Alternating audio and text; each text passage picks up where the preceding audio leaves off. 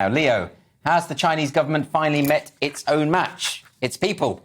Yeah, so President Xi Jinping appears to be backtracking on his draconian COVID restrictions. So there have been protests around the country, particularly in Guangzhou, which is the industrial city in China. So Beijing has signalled it's finally going to relax the country's strict zero-tolerance lockdown, full lockdown approach to coronavirus. Zero COVID, zero COVID. Yeah, but they have been literally locking people in these camps and these houses. It's dystopian, scary stuff. And these protests could have gone either way. I mean, they've decided to relax the policy. Yeah. Last time there was big protests in 1989, they decided to kill everyone. Well, exactly. But doesn't this just show that no tyrant is safe, really, ultimately, because the people have the numbers on their sides. And if they want to put a stop to it, particularly in China, there's a lot of people in China. Yeah. You know? And this was, so Han, middle-class Chinese people. So, you know, people who are powerful, influential in society that were protesting. Yes. But it's been noticeable for the hypocrisy. So people like Justin Trudeau have come out and said, we support these brave Chinese protesters who are protesting against these draconian lockdown laws. It's like, Justin, you were doing the exact same thing as Xi Jinping 3 weeks ago. I noticed when the White House press secretary was asked about this, I mean, she said, well, we're not commenting on the actual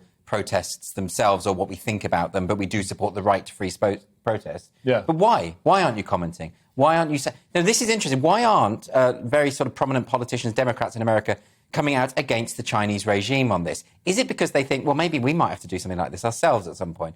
Is it that they're too close to China? What's going on there, Josh? Yeah, I think it's probably they're a little bit too close to China. They're probably afraid of their own hypocrisy being called out. But it is interesting because this goes to something, I think, underlying this exasperating these underlying issues. When they live in an autocratic state, when their needs were being met, that was the contract that they had between the government and the people.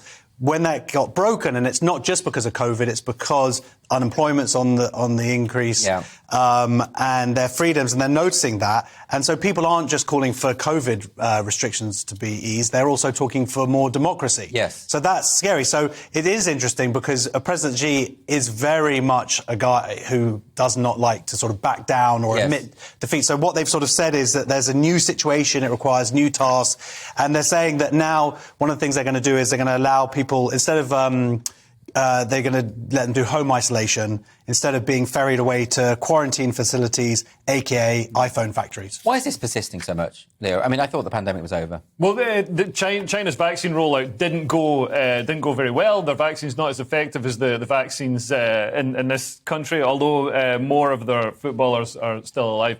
But I mean, this ending of the lockdown regulations could actually be bad news for Europe because of the Ukraine crisis. Yes. So because we've not been getting gas from Russia. I mean, we've still been getting some gas from Russia, but that's been replaced with liquefied natural gas, which is shipped in, and it's cheap because China's economy is contracted because of the zero COVID regulations.